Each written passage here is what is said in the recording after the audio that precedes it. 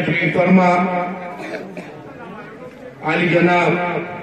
सैयद सोहेल कादरी साहब, आली जनाब इनामुर रहमान साहब, आली जनाब हतीम सेठ साहब, आली जनाब चौधरी साहब, मोहसिन साहब, नसीर साहब, असद कादरी साहब, हुसैन मोहम्मद कादरी साहब, बुजुर्गान मिल्लत, नौजवान दोस्तों, काबिल एहतराम पसे पर्दा सुनने वाली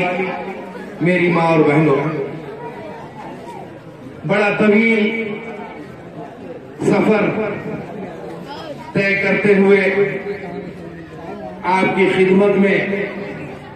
हाजिर इसलिए हुए हैं और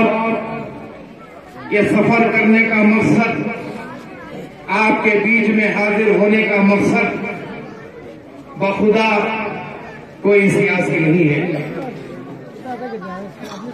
बैरिस्टर असदुद्दीन ओवैसी साहब की जो नेक नियति है और हमारी जो नेक नियति है वो यही है कि मिल्लत मजलूमा पर जो जुल्म ढाए जा रहे हैं, रियासती हुकूमत हो या मरकजी हुकूमत हो या कोई और जमात हो, कई बरस से मुसलमानों का इस्तेमाल करती आई है और उनका जो हक है, जो संविधान में जो एक भारतवासी का हक होता है, उसको भी भीख की तरह भी हमें नहीं दिया जा रहा है।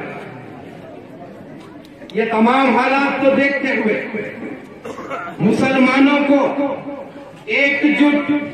एक प्लेटफॉर्म पर जमा करने की नीयत से यह सफर किया गया। जैसा कि आपने पेशवा मुकर्रिरीन से समाअत फरमाया कि मुसलमानों के हालात क्या है और इस प्रदेश के, जिसको उत्तर प्रदेश कहा जाता है, यहाँ पर मुसलमानों के हालात क्या है। अभी हतीम साहब ने आपसे कहा कि बारिश का मौसम है, बहुत सारे ऐसे हैं जो मौसम बारिश में निकलकर आते हैं, तो ये इंतखाबात का मौसम है। आपके बीच में भारतीय जनता पार्टी भी आएगी, कांग्रेस पार्टी भी आएगी, समाजवादी भी आएंगे और जो बहुजन समाज